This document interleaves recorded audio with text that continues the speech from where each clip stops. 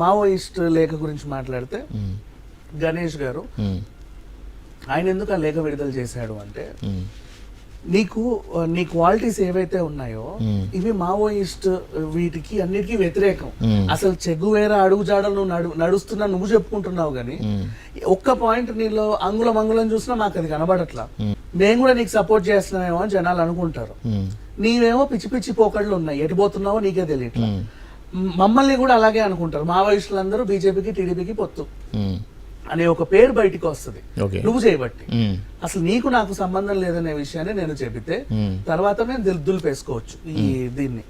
Okay, అంటే ఇప్పుడు మీరేమంటారు, పవన్ కళ్యాణ్ గన్ పట్టుకుని అడవులో పోమంటారా లేకపోతే ఏంటి అన్నట్టు భావజాలం అంటే? ఆయనకు తెలియదండి, ఆయన గన్ పట్టుకుని వెళ్ళినా వెళ్ళిపోతాడు.